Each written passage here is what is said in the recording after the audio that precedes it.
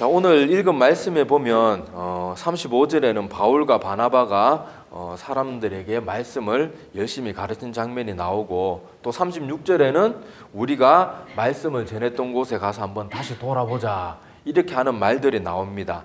자, 그래서 오늘 말씀을 나누기 전에 지금 이 말들이 왜 나오게 되었는지 앞의 내용들을 잠깐 좀 살펴볼게요.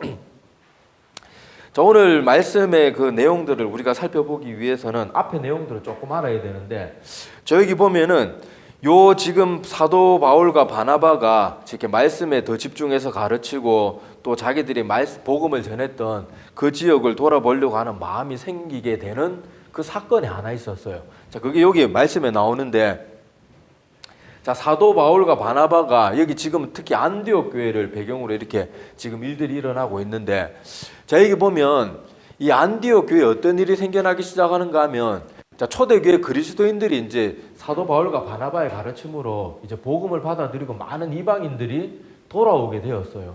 그리고 그렇게 교회가 이제 점점 더 많이 부흥을 해가고 있는데, 자, 여기 보면 유대로부터 내려와서 형제들을 가르치되, 그러니까 이게 그 그리스도인들 중에서도 유대교 출신의 그리스도인들이 있잖아요.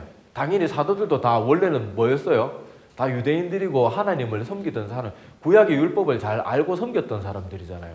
자, 그런 사람들 중에 하나님의 말씀을 있는 그대로 받지 못하고 약간씩 변질시키기 시작하는 사람들이 등장해요. 그래서 어떻게 변질시켰는가 하면, 자, 형제들을 가르치되 너희가 모세의 법대로 할례를 받지 아니하면 능히 구원을 받지 못하리라 하니.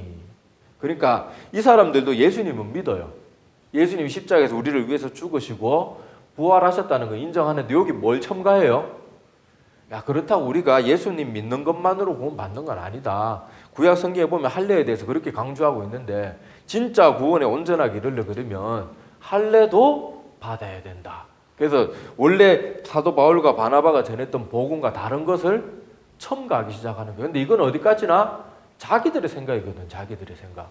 예수님은 이미 그 사도 바울이나 이런 사람들을 통해서 고넬료와 같은 수많은 이방인들을 이미 뭐 율법을 지켰던 율법을 잘 알든 모르든 할례를 받았든 받지 않았든 이미 많은 사람들을 구원의 사역으로 인도하시고 동참하게 하시고 하나님 백성으로 삼아 주셨는데, 이 모든 일을 보고도 이 사람들은 아직도 그 유대 율법주의에서 온전히 벗어나질 못한 거예요. 그래서 잘 믿는 사람들에게 할례도 받아야 된다, 자꾸 이런 가르침을 베풀게 되는 거예요.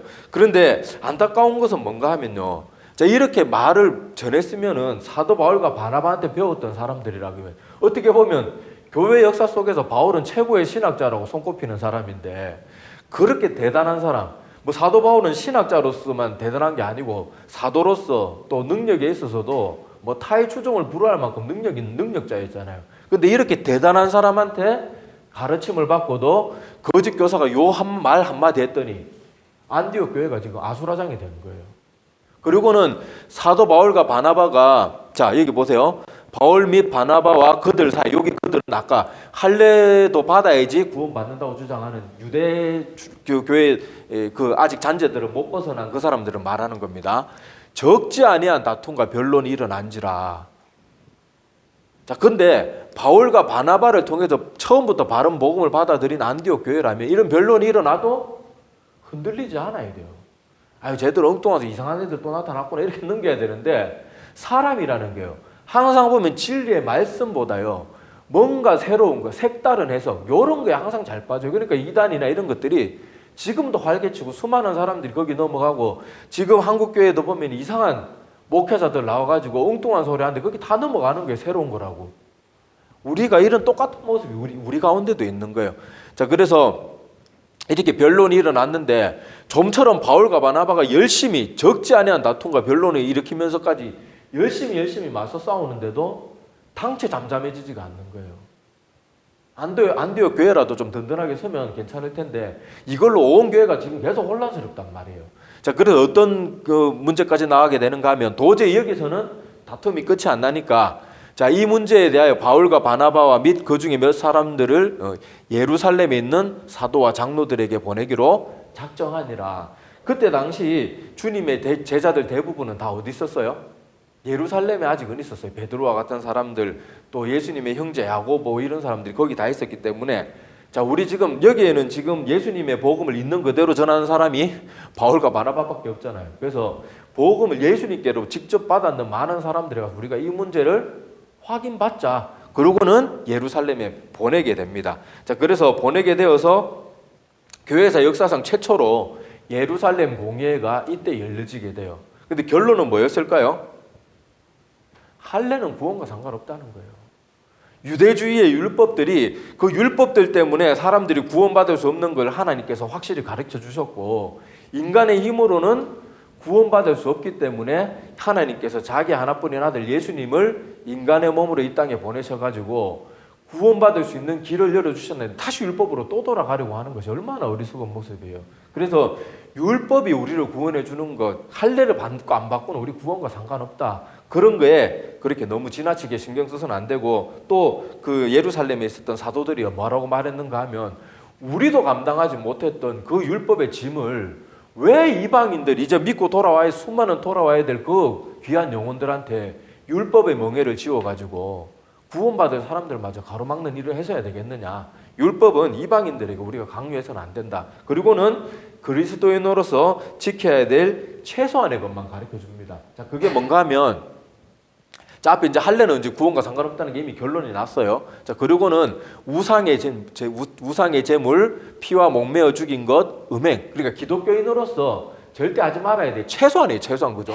그리고 하나님을 정말로 믿는 사람이라 그러면 이거 하라고 해도 안 하는 사람들입니다. 자, 그래서 최소한의 것만을 가르쳐 주고, 그 유대주의, 그 과거 이제 구약 성경에 나오는 수많은, 이미 예수님이 십자가에서 뭐 대신 죽으심으로 다 해결했던 그런 율법의 짐들은 이제 주님께로 돌아오는 이방인들에게는 상관없다는 거. 그걸 이미 여기서 결론이, 초대교회에서 이미 결론이 내려졌어요. 그것도 혼자서 결정한 게 아니고 예수님께 직접 가르침을 받았던 수많은 사도들이 기도하고 회의를 해서 내린 결론이에요. 그리고 사도들은 결론 안 내렸다 그래도 이미 우리 사도행전 지금 15장의 말씀인데 이미 1장에서 14장까지 하나님께서 얼마나 많은 이방인들을 아무 뭐 할례 이런 거 가지고 뭐 따지면서 구원해 준 거 아니잖아요.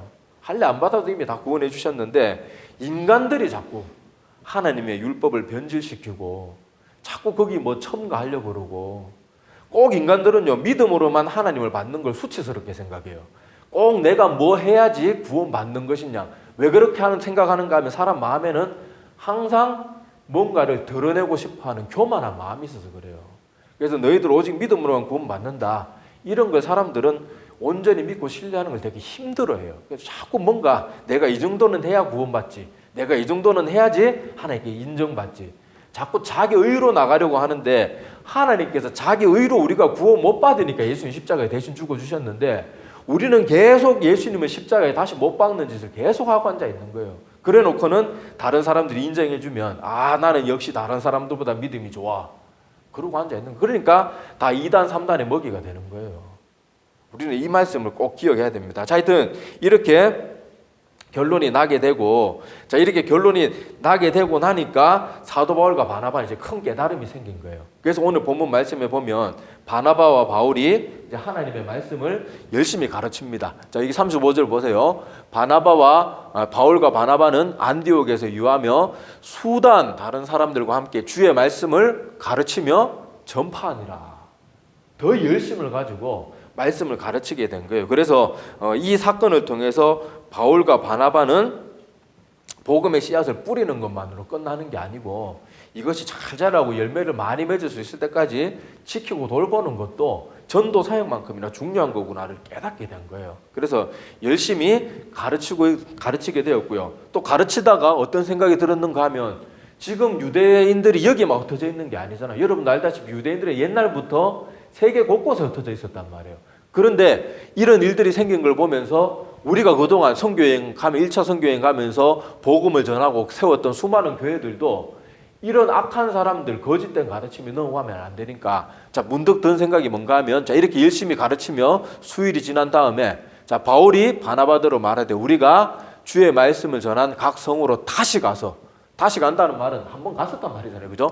다시 가서 형제들이 어떠한가 방문하자 하고, 그러니까 이런 일들이 여기에만 일어났다고 우리가 단정하고 안전하게 그렇게 생각할 수 없다. 그런 곳에도 혹시라도 이렇게 교회를 어지럽히고 진리를 흐리는 사람들이 있지는 않을까, 우리가 돌아봐야 되겠다, 그렇게 생각을 하게 됩니다. 자, 그러고는 떠나려고 하는데 여기서 또 문제가 생겨요. 또 무슨 문제가 생기는가 하면, 자, 마가라는 그 젊은 청년 때문에 문제가 생깁니다. 자, 문제가 뭔가 하면, 마가가 옛날에 바나바와 사도 바울과 함께 전도 여행을 떠날 때 한 번 중간에 돌아서서 그냥 집으로 돌아가 버린 적이 있어요. 자, 그런데 그게 이유가 정당한 이유가 아니고, 사도 바울도 성령 충만한 사람이었잖아요. 어지간한 실수면 받아들일 수 있었을 텐데 사도 바울이 절대로 안 받아주겠다고 할 만큼 굉장히 실망스러웠던 이유 같아요. 자, 그거에 대한 내용이 성경에 짧게 나오는데, 자, 여기 지금 우리가 읽고 있는 본문 말씀은 사도행전 15장이잖아요. 자, 13절에 보면 이런 내용이 나와요. 자, 바울과 및 동행하는 사람들이 여기는 욕할 때 바보가 아니고 바보라는 지역입니다. 바보, 파포스입니다. 자, 배 타고 밤빌리아에 있는 버가에 이르니, 여기 요한은 여기 사도 요한이 아니고 마가 요한이란 말 들어봤죠? 자, 요한이란 말은 히브리식 이름, 그러니까 유대인들이 쓰는 이름이고, 마가는 그때 당시 헬라 지역에 통용됐던 국제적인 이름. 지금 뭐 영어권에서 마크 이렇게 많은 그 있잖아요, 마크. 자, 마가인데, 자, 마가의 원래 히브리식 이름은 요한인데, 자, 요한이 이렇게 바보라는 지역에서 떠날 때 중간에서 집으로 돌아가 버려요. 그들에게서 떠나 예루살렘으로 돌아가 버리는 사건이 등장합니다. 자, 그래서 이때 아마 사도 바울이 그 청년 마가에게 너무너무 큰 실망을 한 것 같아요. 뭔지는 구체적으로 성경에 적혀 있지는 않는데, 하여튼 확실한 건 성령 충만했던 사도 바울이 도저히 용납 못할 정도로 굉장히 실망스러웠던 일은 분명해요.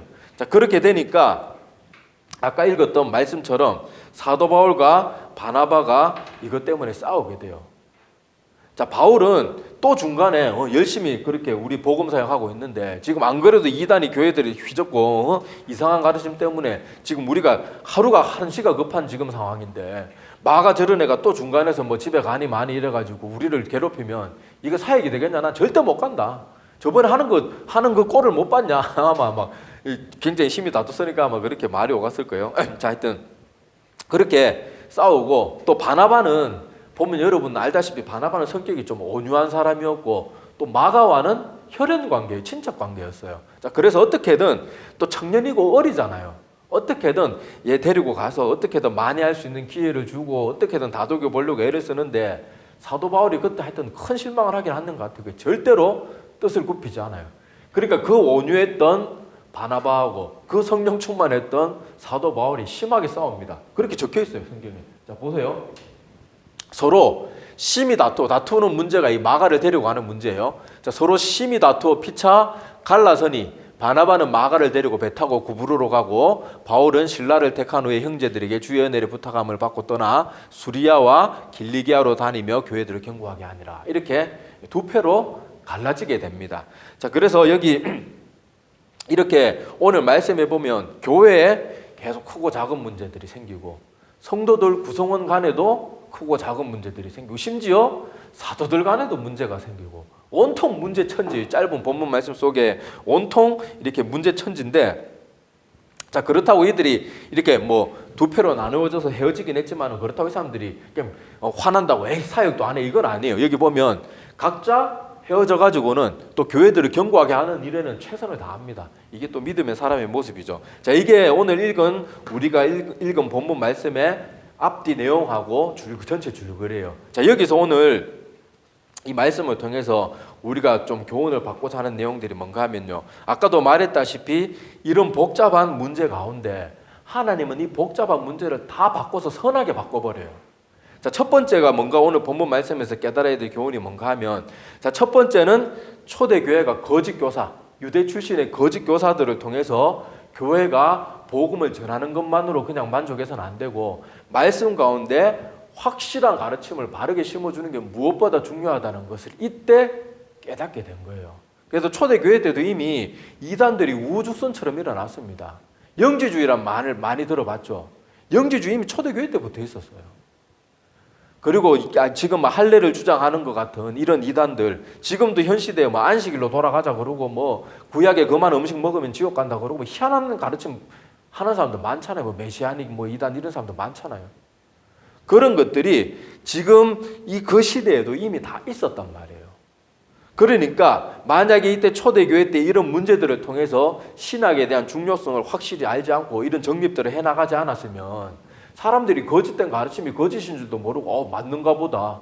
보세요. 아까도 말했다시피 사도 바울같이 위대한 사람에게 배우고도 그저 솔깃한 내용 한마디만 말해주니까 사도 바울과 바나바가 둘이 그렇게 끝까지 버티고 싸우는데도 안디옥 교회 성도들이 갈팡질팡 계속 그러고 있잖아요.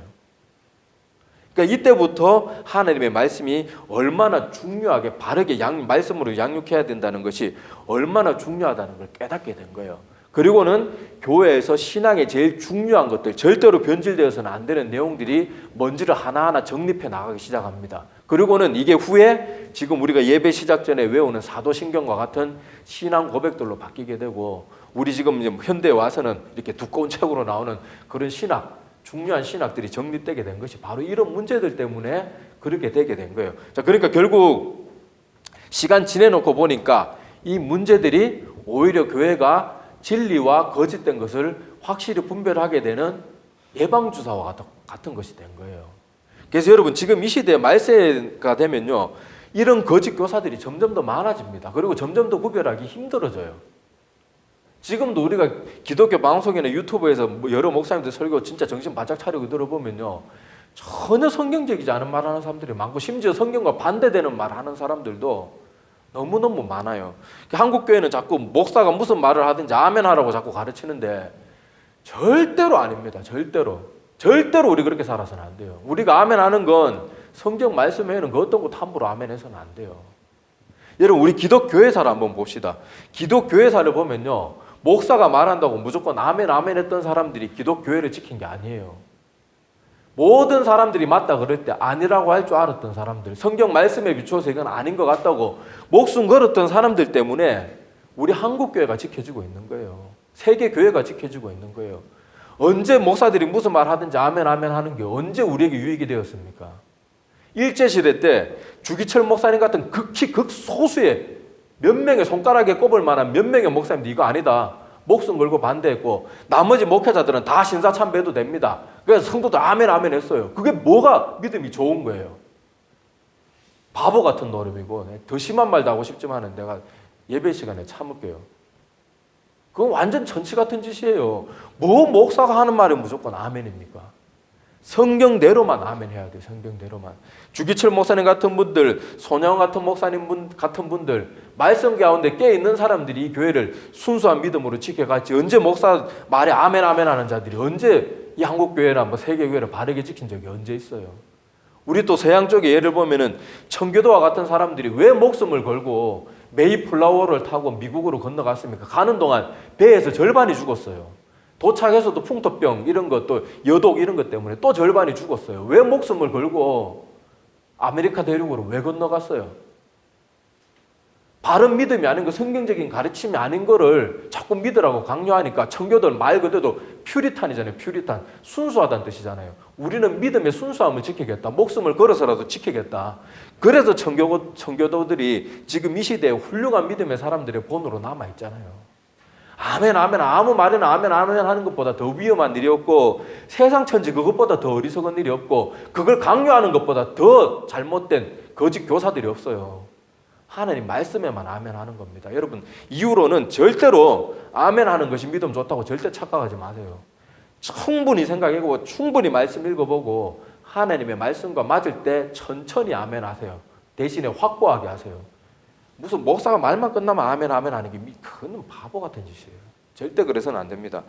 자, 그리고 하여튼 이 초대교회 이런 문제들 때문에 하여튼 교회는 더 든든히 서가게 되는 계기가 되었고, 청교도들 같은 그런 사람들이 일어나서 오직 하나님의 말씀만을 기준으로 삼는 것이 가장 참된 믿음이라는 것이라, 그런 깨달음들이 기독교회 2000년 넘는 역사 속에 계속해서 교회가 사그러들만 하고 무너질만 하고 문 닫을만 하면 이런 사람들이 일어나서 교회를 지킨 거예요.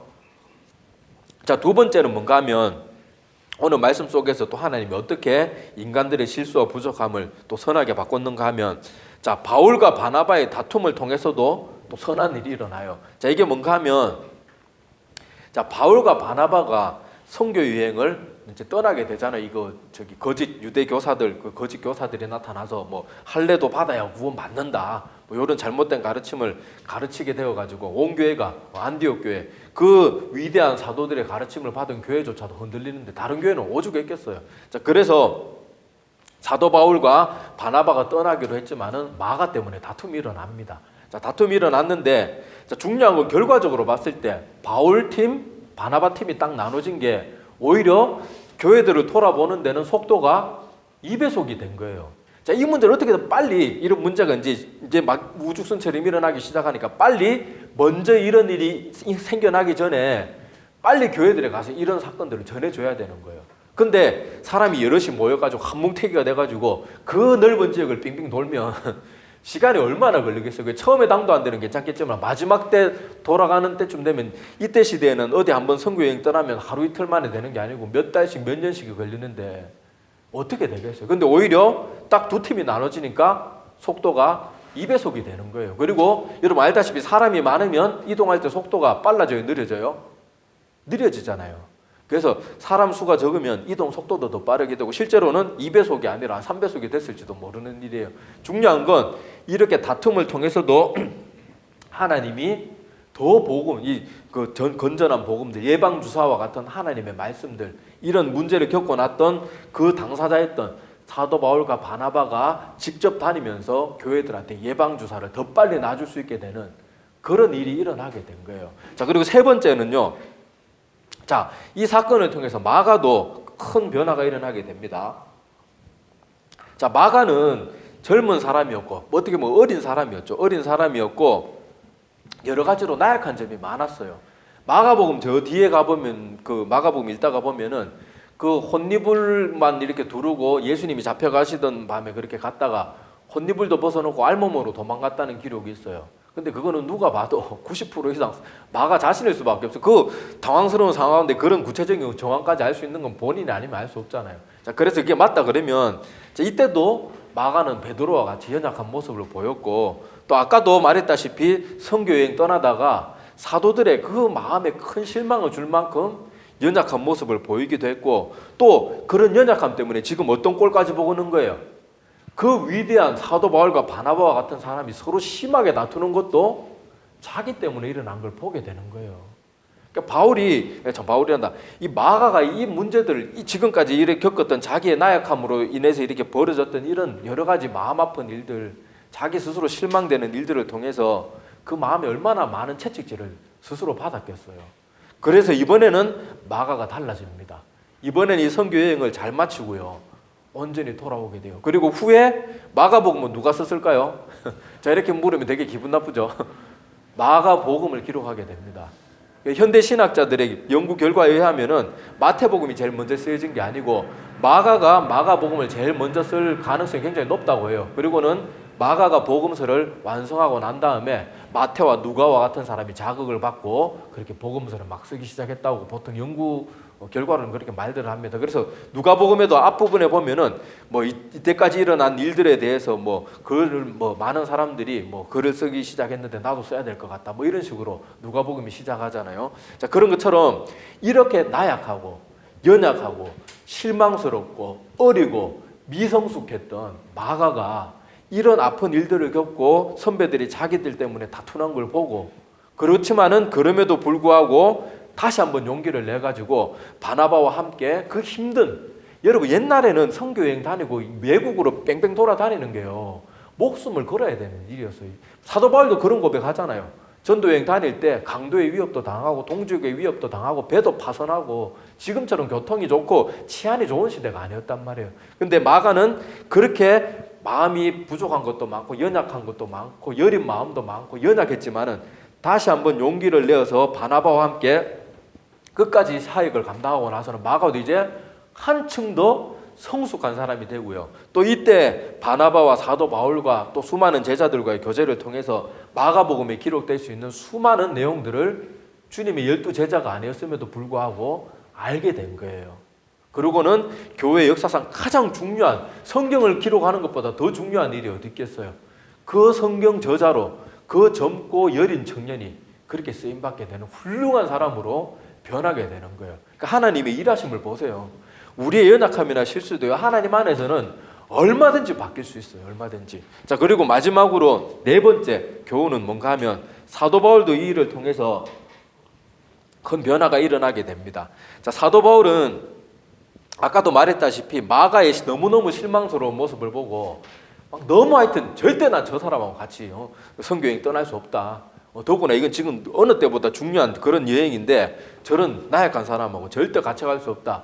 그렇게 고집을 피웠던 사도 바울이요, 완전히 변화된 모습이 이후로 나타납니다. 마가가 성공적으로 바나바와 함께 그 사역을 마치고 돌아온 마가의 모습을 보고는 이제는 변하게 돼요. 그에 대한 기록이 성경에 구체적으로 반복되어서 기록되어 있는 것은 분명히 하나님이 우리에게 주시고자 하는 뜻이기 때문에 그럴 거라고 생각을 해요. 자, 말씀 한번 볼게요. 자, 여기 보면 지금 오늘 읽은 본문 말씀에서만 해도 사도 바울은 마가에 대해서 어떻게 생각하고 있어요? 쟤는 절대 안 돼. 저건 안 되는 놈이야. 하여튼 뭐 좀 그런 생각을 가지고 있었잖아요. 자, 그런데 골로새서에서는 사도 바울의 모습이 어떻게 변했는지 한번 보시기 바랍니다. 자, 나와 함께 갇힌 아리스다고와 바나바의 생질, 아까 제가 마가 요한이 바나바의 친척이라고 그랬죠, 그죠? 바나바의 생질 마가. 그래서 마가는 성경에 보면 마가로 기록되기도 하고 요한으로 기록되기도 해요. 자, 마가와 해놓고 이 마가에 대하여 너희가 명을 받았으면 그가 이르거든 영접하라. 마가를 어떻게 하라고요? 야, 그 놈은 젊고 싸가지 없는 놈이니까 그냥 홀대해라 이렇게 한 게 아니고 마가가 이르거든 영접하래. 영접하라. 그러니까 사도 바울이 이제는 완전히 신뢰하는 모습을 바뀌고, 밑에 보면 또 나옵니다.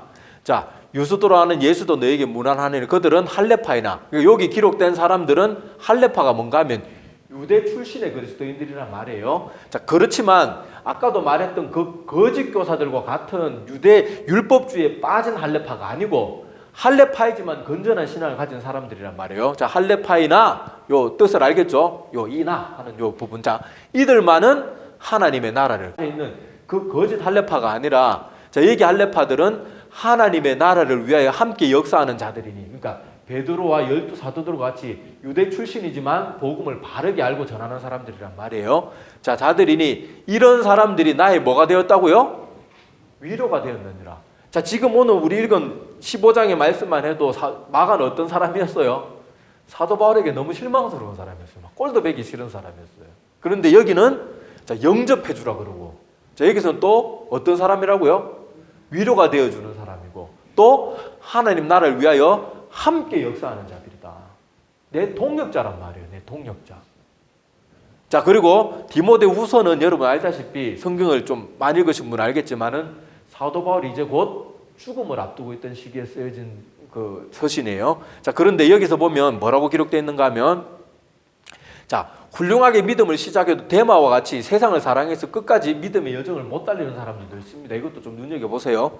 자, 대만은 여러분 그때 당시 사도들과 함께 선교 여행을 하고 함께 사역을 한다는 것은 사실 목숨을 내놔야 되는 일이거든요. 근데 그렇게 대단한 결심을 해도 결국 멸망으로 끝나는 사람도 있다는 건 되게 두려운 일이에요. 그러니까 우리가 내가 지금 좀 믿음 생활 잘하고 예배 잘 드린다고 절대로 안심해서는 안 되고, 내가 주님 앞에 가서 서는 그날까지 늘 겸손하고 최선을 다해서 살아야 됩니다. 자, 대만은 이 세상을 사랑하여 나를 버리고 데살로니가로 갔고, 그레스게는 갈라디아. 여기 이 사람들은 버리고 간 사람들이 아니고 각자의 사역을 따라서 간 사람들이에요. 자, 디도는 달마디아로 갔고 누가만 나와 함께 있느니라. 자, 내가 올 때 누구를 데려오라고요?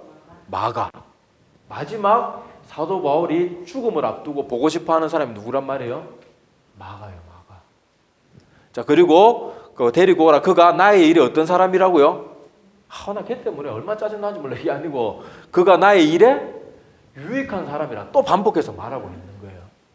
자, 여기서 보면 사도 바울도요, 여러분 알다시피 사도 바울이 굉장히 성령 충만하고 능력이 많았던 사람이지만은 바나바와는 성격이 약간 다르게 좀 강직한 면이 있었던 사람이에요.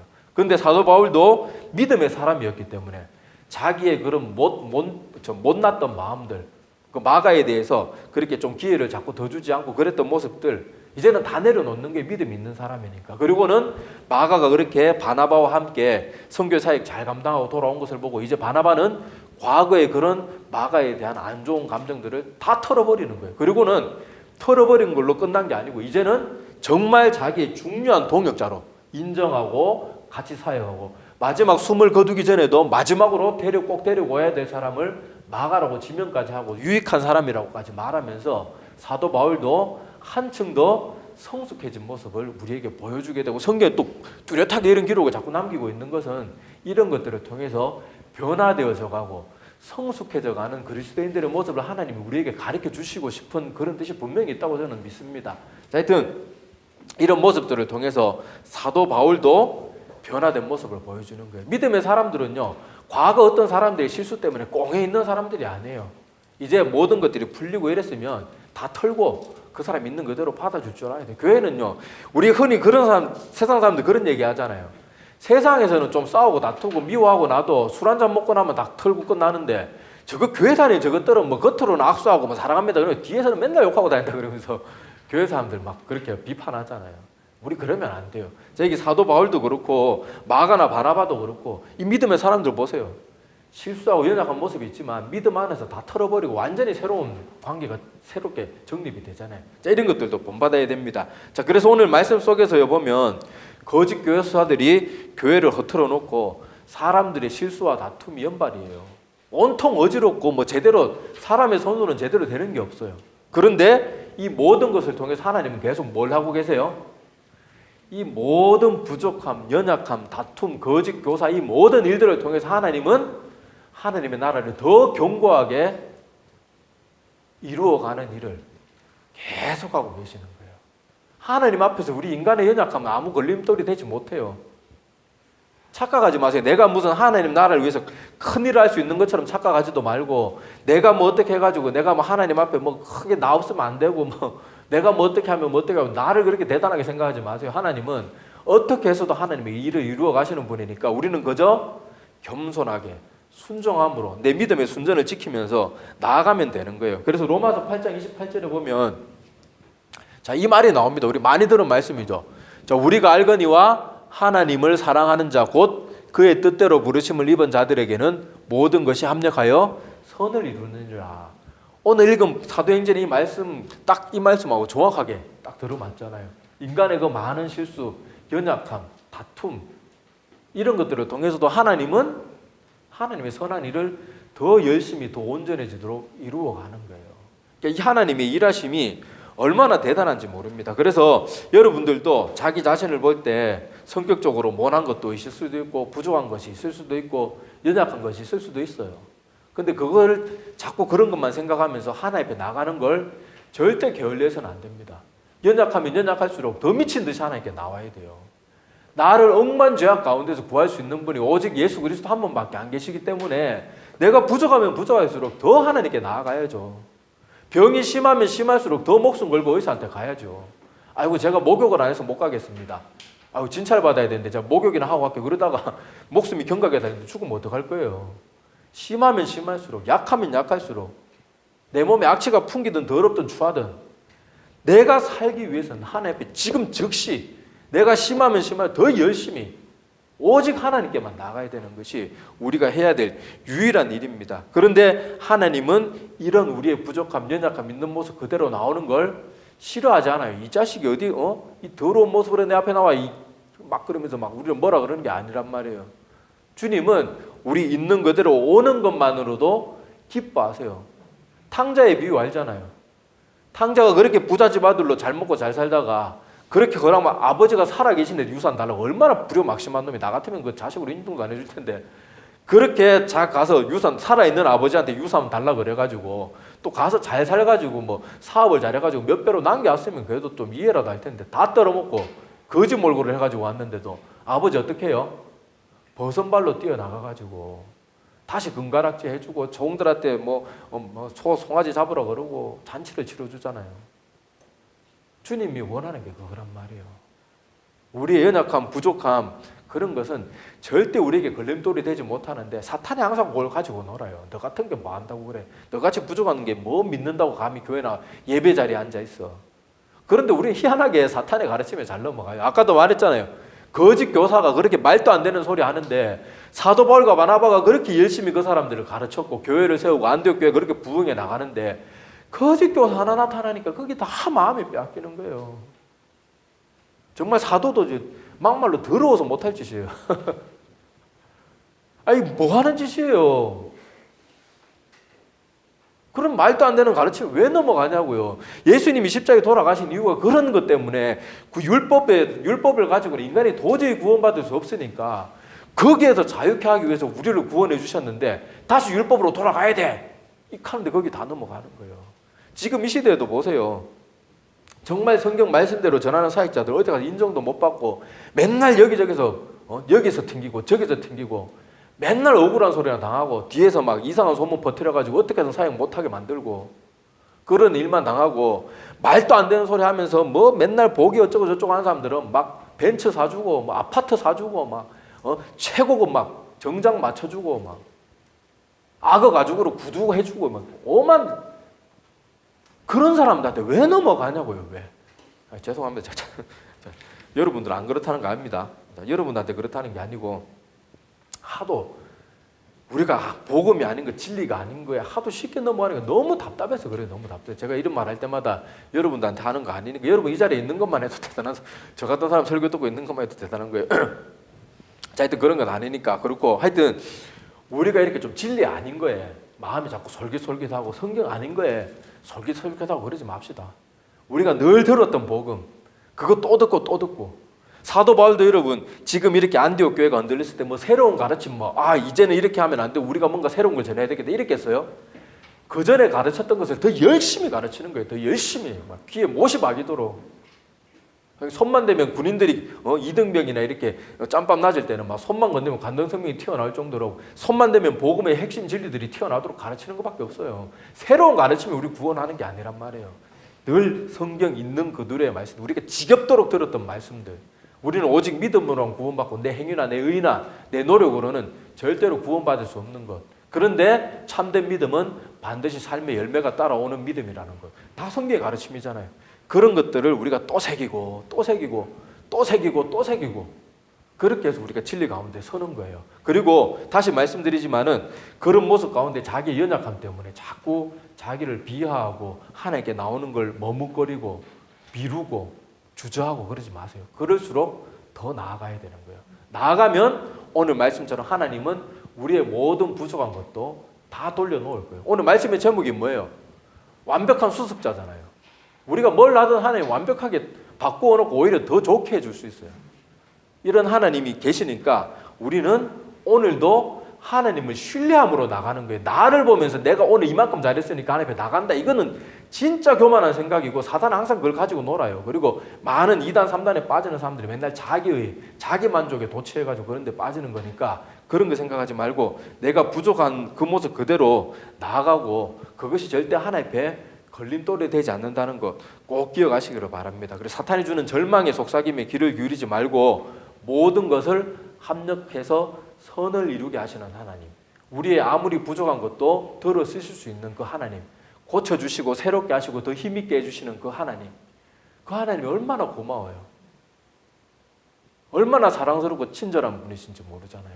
그 하나님께 우리가 더 나아가기를 바랍니다. 그리고 이런 좋으신 하나님께 이 세상 모든 존귀와 영광과 찬양이 오직 삼위 하나님께만 올려드려지기를 간절히 소망합니다. 네, 기도드리겠습니다. 하나님 아버지 감사합니다.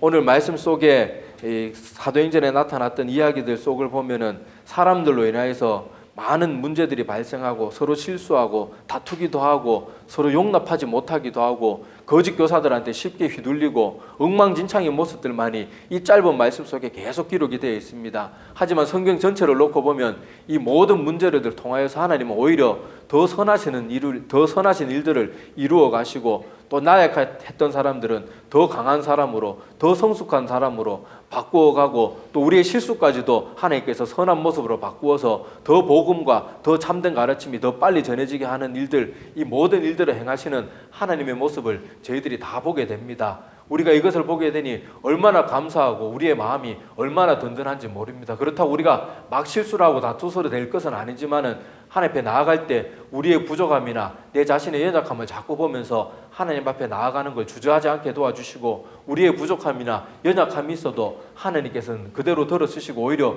들어쓰시면서 우리를 고치시고 더 성숙한 길로 인도해 주시는 분이라는 것을 우리가 늘 기억하면서 온전히 하나님을 신뢰함으로 나아가게 도와주시고, 나 자신을 보는 잘못된 습관들 빨리빨리 버릴 수 있도록 저희들 도와주시어서 나와 늘 함께 하시고 나의 부족함까지도 얼마든지 들어쓰실 수 있는 전능하신 그 하나님 앞에 나의 모든 것을 맡기고 함께 하나님을 신뢰하며 나아가는 우리 모두가 될 수 있도록, 그래서 날마다 우리의 믿음이 자라가고 우리의 연약함도 점점 더 성숙해져가는 그런 모습을 맛보고 체험하는 기쁨의 신앙생활 날마다 누릴 수 있도록 이 자리에 있는 우리 모든 성도님들 마음 가운데 큰 은혜 베풀어 주시고 은혜를 더하여 주시옵소서. 아버지, 우리의 믿음이 부족한 것 여전히 많습니다. 하나님께서 저희들에게 힘 주시고 능력 주시어서 하루하루 지날 때마다 우리의 믿음이 점점 더 성숙해지고 정결해지고 진리 가운데서 흔들리지 않는 참된 믿음의 모습들도 저희들에게 꼭 허락하여 주시옵시고, 이 예배의 자리를 지키는 이 귀한 영혼들 위해 주님께서 큰